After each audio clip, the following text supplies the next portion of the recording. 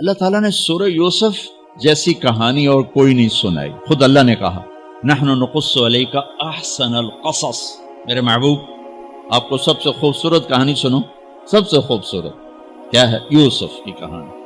اور کسی نبی کا یوں تفصیل سے چلتے چلتے واقعہ پورے قرآن میں اور کہیں نہیں جیسے یوسف علیہ السلام کی کہانی.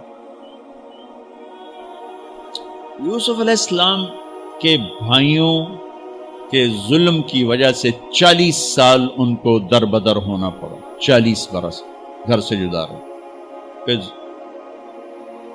تہمت لگی، زلیخا نے تہمت لگائی، اور پھر جب وہ عورتوں میں بھی بات پھیل گئی کہ مجرم تو یوسف نہیں، مجرم تو زلیخا ہے، تو تھوڑی بدنامی ہونے لگی. تو انہوں نے یوسف علیہ السلام کو گدھے پہ بٹھا کے منہ کالا کر کے پورے شہر میں چکر لگوایا اور پیچھے اعلان کروایا ھذا جزاء من اراد بسیدہ سوء.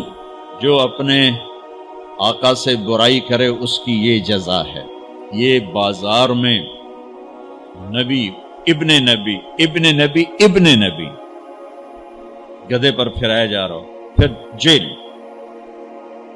309 سال بضع سنین. جن بھائیوں نے یہ دکھ پہنچایا تھا ان کے ساتھ کیا ہونا چاہیے تھا؟ میں صرف ان کا اب جملہ بتاتا ہوں جو یوسف علیہ السلام نے جب اپنا تعارف جب بنیامین کو روک لیا. آپ پیچھے بھائیوں نے جا کر بتایا کہ بنیامین نے چوری کر لی تھی، اس کو وہ روک لیا ہے وزیر خزانہ نے. یعقوب علیہ السلام نے فرمایا کہ نہیں بیٹے میرا یہ خط لے جاؤ اور اس کو دے دو تو وہ امیدیں چھوڑ دے. تو وہ خط ایک بڑا دردناک، وہ بڑی تحریر تھی. لکھا تھا عزیز مصر کے نام، ہم انبیاء کی اولاد شروع سے ہی آزمائش کی بھٹی میں ہیں. میرے دادا کو آگ میں ڈالا گیا، میرے چاچا کو چھری کے نیچے سے نکال، باپ کا لفظ آتا ہے، میرے باپ کو، چاچا کو بھی باپ عربی میں کہتے ہیں، چھری کے نیچے سے نکالا گیا. میرے بچے کو مجھ سے چھینا گیا. آج 40 سال ہو گئے مجھے اس کی خبر نہیں. تیری بڑی مہربانی میرا بیٹا واپس کر دے، ہم چور نہیں. اچھا چونکہ یعقوب بھی نبی، یوسف بھی نبی، جب یوسف علیہ السلام اقتدار میں آ گئے تو اللہ کی طرف سے اجازت نہیں باپ کو بتانے کی کہ بھائی بتا دو میں ٹھیک ٹھاک ہوں. خاموش ہو، خاموش. صبر پک رہا ہے، پک رہا ہے، پک رہا ہے. جب یوسف علیہ السلام نے خط پڑھا تو بہت روئے اور اللہ کی بارگاہ میں دعا مانگ، یا اللہ اب مجھے ملا دو، اپنے گھر والے ملا دو، کل مجھے بتا دو. پہلے روکا ہوا کہ اب بتا دو. تو یوسف علیہ السلام نقاب اوڑھتے تھے. اپنے حسن ایسا تھا، نقاب اوڑھتے تھے کوئی فتنے میں نہ پڑے. جب وہ دوسری دفعہ بھائی آئے، تیسری دفعہ، تو ایھا العزیز قد مسنا واہلنا الضر وجئنا ببضاعة مزجاة فأوف لنا الكيل وتصدق علينا ان اللہ یجزی المتصدقین. کیا عاجزی ان کلمات. جناب لائے تو کچھ نہیں ہے بھائی، یہ 2 پھوٹی کوڑیاں ہیں، ہمیں کچھ غلہ دے دو، بڑی بھوک اور فاقہ ہے. تو یوسف علیہ السلام نے ایسے نقاب ہٹایا، ایک دم انہوں نے یوں دیکھا، ابھی پہچانا نہیں. میں یہ جملہ بتانا چاہتا ہوں کہ اللہ سبحان انبیاء کے اخلاق کیا ہوتے.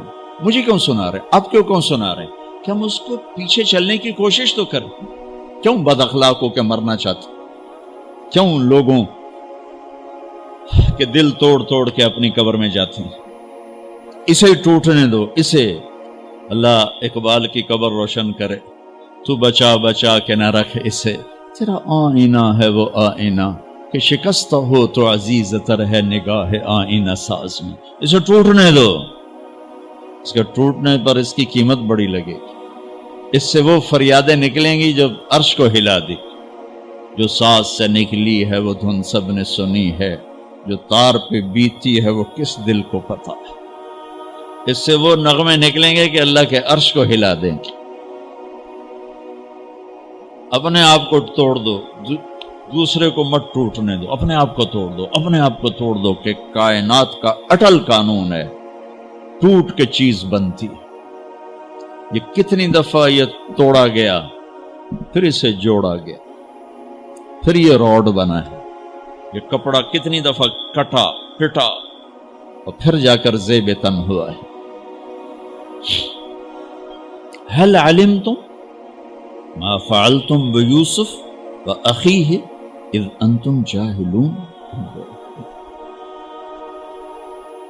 یہاں جو انہوں نے کیا تھا اس کے مطابق جملہ ہے قد علمتم ما ظلمتم بیوسف واخیہ اذ انتم عامدون۔ اب میں دونوں کا فرق بتاتا ہوں۔ یوسف علیہ السلام کو کہنا چاہیے تھا آئیو نا ذلیل ہوتے میرے اگوں، لگ گیا نا پتا تو انہوں، تم نے جو میرے ساتھ ظلم و ستم جو تم نے میرے اوپر ڈھائے، اور جان بوجھ کے تم نے مجھے گھر سے بے گھر کیا، آج اس کا مزہ چکھ رہے ہو کہ نہیں چکھ رہے ہو؟ یہ کہنا تھا۔ قد علمتم، تمہیں سارا پتا تھا، تم نے مجھے گھر سے نکالا، کنویں میں ڈالا، بازار میں بکا، تہمتیں اپنے دامن میں سمیٹ کے جیل میں گیا، یہ کہنا تھا۔ واہ واہ، یوسف علیہ السلام پہ قربان جاؤں۔ هل علمتم ما فعلتم بیوسف واخیہ اذ انتم جاہلون۔ مجرم کی طرف سے صفائیاں پیش کر رہے ہیں مدعی۔ آپ بے خبری میں حل وہاں بولا جاتا ہے کہ مجھے پتا ہے کہ جو بات میں عثمان کو کہنے لگا ہوں اس سے معلوم نہیں۔ اردو میں ہم کہتے ہیں عثمان تمہیں پتا چلا، ابو بکر تمہیں پتا چلا، یہ ہے ہمارا محاورہ۔ تو عربی میں حل میرے بھائیو، آپ کو پتا نہیں چلا تھا بے خبری میں ما فعلتم، فعلا عربی زبان کا سب سے کمزور لفظ ہے۔ تھوڑا بہت یوسف کے ساتھ اور بھائی کے ساتھ کچھ معاملہ ہو گیا تھا، اور وہ بھی تمہاری ویسے نادانی میں ہو گیا، کوئی جان بوجھ کے نہیں ہوا، اذن تم جاہلون، نادانی میں ہو گیا ہے۔ کسی میں ظرف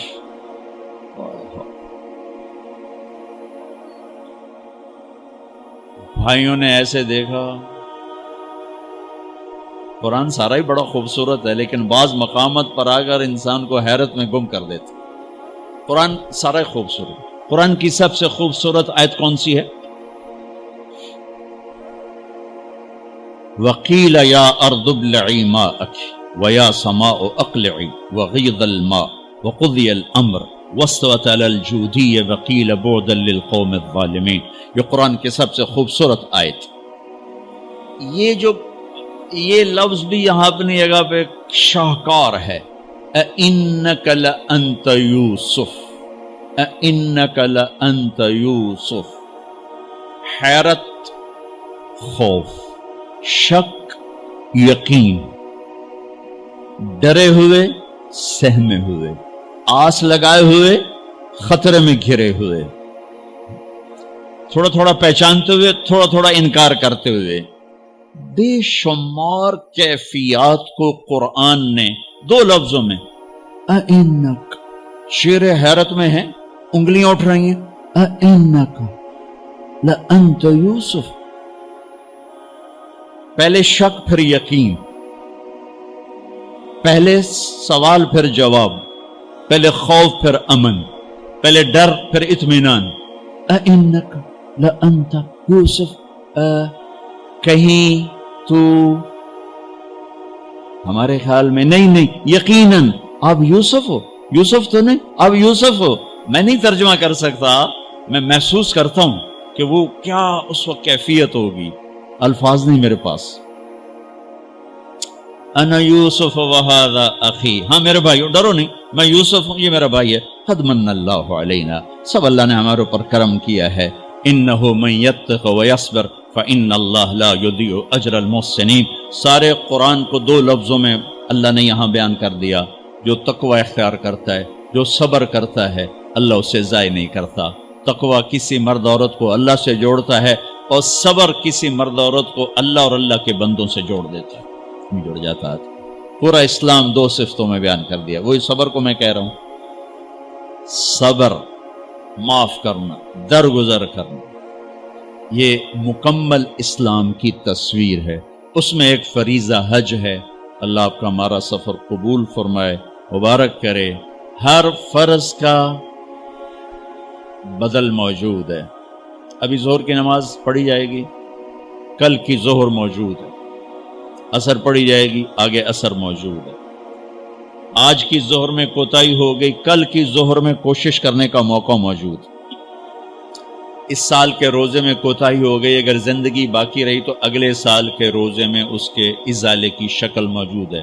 حج زندگی میں ایک دفعہ فرض کن کا ذرا ہاتھ کھڑا کر، فرض حج پہ کون جا رہا ہے؟ ماشاءاللہ کافی سارے لوگ جا رہے ہیں۔ فرض حج زندگی میں ایک دفعہ ہے، اس کے بعد فرض کوئی نہیں، نوافل ہے۔ اور نفل اور فرض میں اتنا فرق ہے کہ ساری زندگی حج کرتا رہے فرض حج کو نہیں پا سکتا، ساری زندگی روزے رکھتا رہے فرض روزے کو نہیں پا سکتا۔ تو اللہ تعالیٰ نے ایک جملے میں سارے حج کے آداب بتا دیں، تزودوا فإن خیر الزاد التقوی۔ تزودوا، بھائی کوئی سامان سمون ٹھیک کر لو، لے کے جاؤ۔ تزودوا ایک لفظ، مادی جسمانی ضروریات کے لیے ایک لفظ۔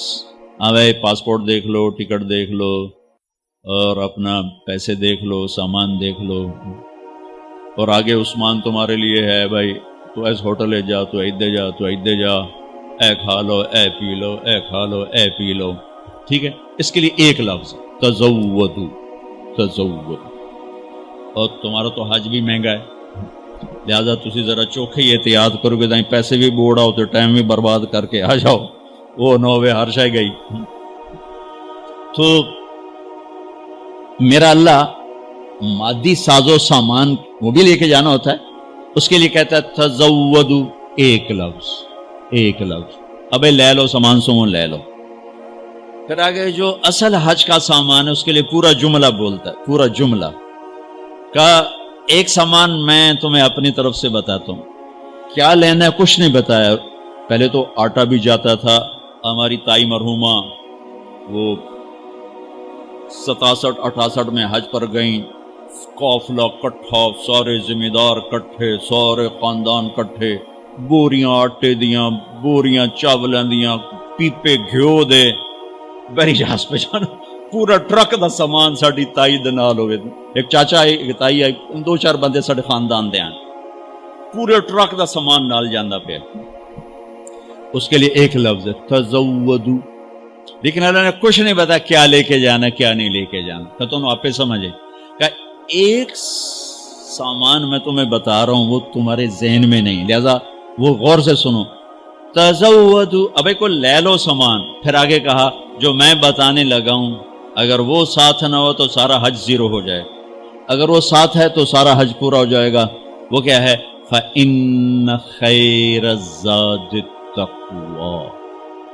اتنا لمبا جملہ بتایا کہ سب سے بہترین حج کا سامان ہے تقویٰ، تقویٰ، یہ ساتھ لے کے جانا، تو ہمارا حج مزدار ہو جائے گا، بہترین ہو جائے گا، باقی اونچ نیچ ہو جائے گی لیکن بہترین ہو جائے گا۔ ایک سال بارش آ گئی، 8 لاکھ حلبے روڑ گئے تھے، 2 لاکھ حلبے روڑ گئے تھے، 15 لاکھ حلبے روڑ گئے، بیٹھے رہو گئے، تو اللہ جب چاہے نظام توڑ دے، جب چاہے سارا نظام ختم کر دے، لیکن تقوی کو نہ بارش لے جا سکتی، نہ بجلی، نہ بھاپ، نہ گرمی، نہ سردی، نہ خیمہ، نہ ہوٹل۔ کا ہر مرد عورت کراچی سے چلنے سے پہلے حج کے سفر کے لیے تقوی کا سامان اکٹھا کرے، آنکھ میں حیا کا سرما لگائے، آنکھ بے حیا نہ ہو، کانوں میں ڈاٹ لگائے، کسی کی غیبت نہیں سننی، کسی کی برائی نہیں سننی، منہ پہ ٹیپ لگائے، گالی نہیں دینی، غیبت نہیں کرنی، لڑنا نہیں، جھگڑنا نہیں، بدتمیزی نہیں کرنی۔ چھوٹی چھوٹی باتوں پہ لڑ رہا تھا، میں نے کمرہ نہیں دیتا، میں نے ایتھے نہیں دیتا، میں نے ایتھے نہیں دیتا، روٹی ٹھڈی آ گئی، سالن ٹھڈا آ گیا، وہ اس پہ لڑ رہے ہوتے ہیں، وہ بھول جاتے ہیں ہم تو اللہ رسول کے مہمان ہیں، اور اللہ رسول کی مہمانی میں جو تکلیف آتی وہ تو جنت کا سامان بن رہا ہے۔ آپ کو ایک بات بتاؤں، جتنا بھی یہ تمہیں سکھ پہنچائے گا نا تو اللہ دھکا ضرور لاؤنا ہے، تو جہاں دھکا آئے نا وہاں بیٹھ کے دعا کرنا، اینو گالی نہ کڑے جی، اسے دعا کرے جی، کتھے ابو بکر سدو، کتھے عثمان سدو، نہیں کہ یا اللہ تیری طرف سے حال آیا ہے، یا اللہ یہ تیرے سامنے ہماری یہ عرضی، یہ درخواست، یہ درخواست، یہ درخواست، میرے رب کی قسم وہ دعا کی قبولیت کا وقت ہوتا۔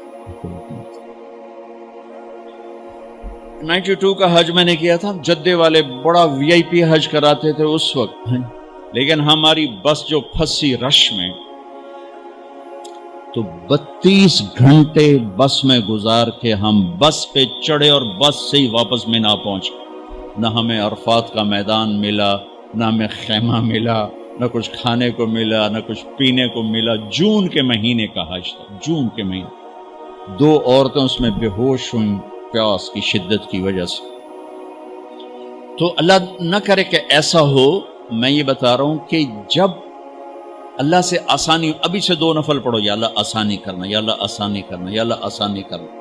وہ ہمارے جلائے ہمارے پنجابن کو پاولی کہتے ہیں، بڑے کمزور سی قوم اور بڑے بھولی بھالی قوم، تو وہ ایوب جلایا تھا، پاولی سمجھتے کچھ، مجھے اپنی زبان کا مزہ زیادہ آئے گا، اس کو ہو گیا بخار ہو گیا لمبا، ایوب علیہ السلام پہ 18 سال بیماری رہی، ٹھیک ہے، وہ کہنے لگا اللہ سائیا میں تو ایوب نبی نہیں، میں تو ایوب پاولیاں، میرا بخار کیوں لمبا کیتی جان، میرے نال تا مہربانی کر، مینوں کدے پھا چڑھے۔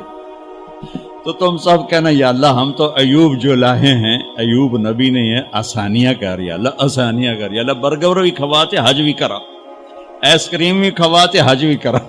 اللہ سے مانگنا، مشقت کبھی نہ مانگنا، کبھی نہ مانگنا، کبھی نہ مانگنا۔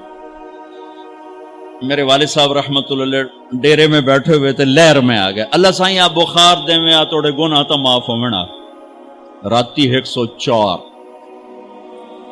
چڑھیا 104 تے اب حال میں کیا اب بابا رب نو ایڈا چھوٹا تو بنا چھڑیا بھئی بخار نال ہی گناہ اس معاف کرنے، تو ایویں منگیا یا اللہ میرے گناہ معاف کر، ہن منگیا ہی تو بھوگ۔ اللہ سے مشقت نہ مانگنا، یا اللہ آسانیاں کر، یا اللہ آسانیاں کر۔ لیکن اگر آ جائے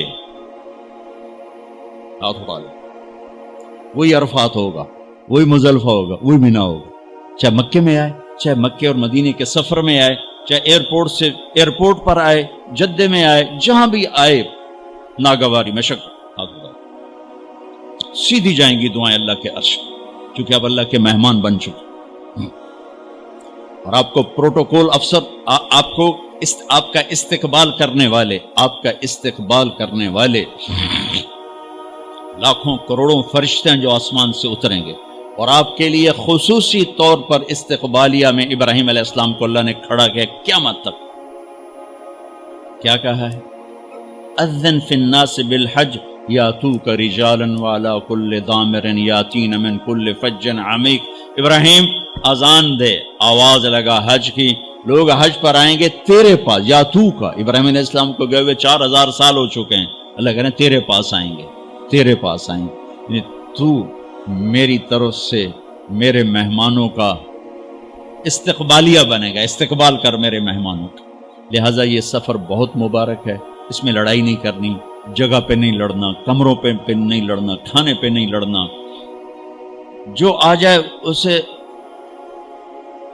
برداشت کر کے اللہ سے دعاؤں میں نفلوں میں لگ جاؤ، دعا میں لگ جاؤ، تسبیح میں لگ جاؤ، تلاوت میں لگ جاؤ، گناہوں کی معافی میں لگ جاؤ۔ بہت سیزن ہے اللہ پاک سے مانگنے کا کہ اللہ ہمارے ساتھ سہولت عافیت کو معاملہ کرے، ہم اس قابل نہیں کہ ہم اس کی مشقتوں کو برداشت کر سکیں۔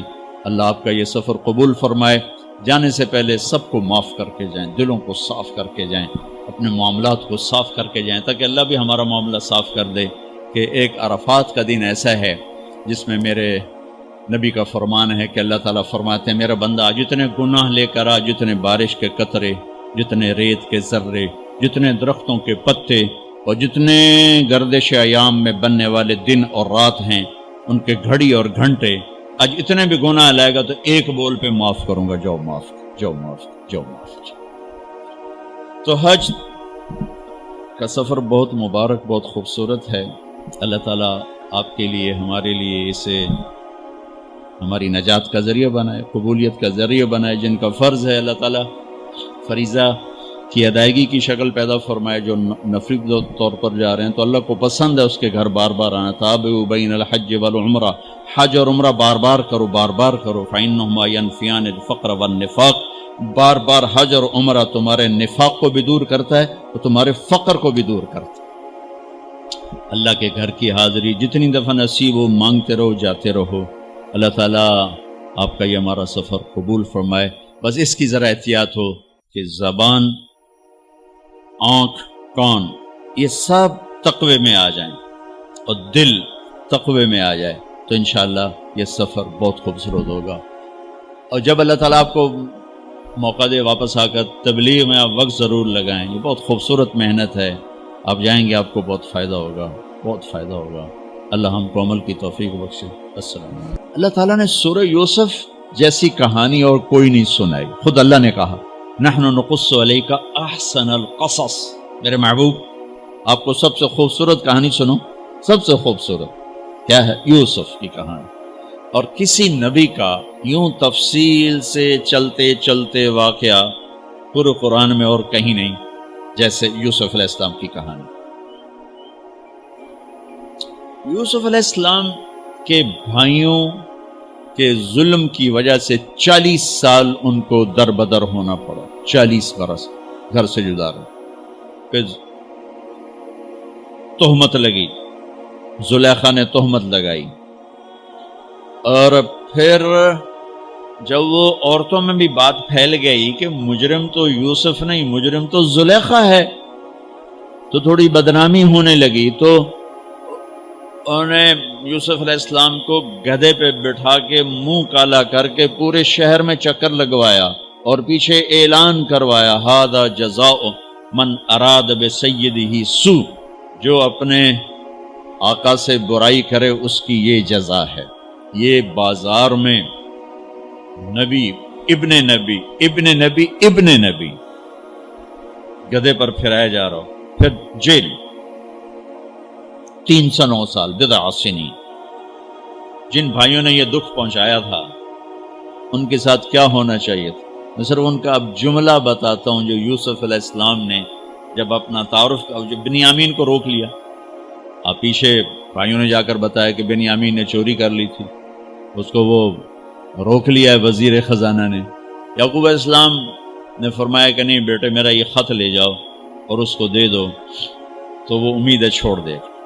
تو وہ خط ایک بڑا دردناک، وہ بڑی تحریر تھی، لکھا تھا عزیز مصر کے نام، ہم انبیاء کی اولاد شروع سے ہی آزمائش کی بھٹی میں ہیں، میرے دادا کو آگ میں ڈالا گیا، میرے چاچا کو چھری کے نیچے سے نکال، باپ کا لفظ آتا ہے، میرے باپ کو، چاچے کو بھی باپ عربی میں کہتے ہیں، چھری کے نیچے سے نکالا گیا، میرے بچے کو مجھ سے چھینا گیا، آج 40 سال ہو گئے مجھے اس کی خبر نہیں، تیری بڑی مہربانی میرا بیٹا واپس کر دے، ہم چور نہیں۔ اچھا، چونکہ یعقوب بھی نبی، یوسف بھی نبی، جب یوسف علیہ السلام اقتدار میں آ گئے تو اللہ کی طرف سے اجازت نہیں باپ کو بتانے کی کہ بھائی بتا دو میں ٹھیک ٹھاک ہوں، خاموش ہو، خاموش، صبر پک رہا ہے پک رہا ہے پک رہا ہے۔ جب یوسف علیہ السلام نے خط پڑھا تو بہت روئے اور اللہ کی بارگاہ میں دعا مانگی، یا اللہ اب مجھے ملا دو، اپنے گھر والے ملا دو، بتا دو، پہلے روکا ہوا کہ اب بتا دو۔ تو یوسف علیہ السلام نقاب اوڑھتے تھے، اپنے حسن ایسا تھا، نقاب اوڑھتے تھے کوئی فتنے میں نہ پڑے،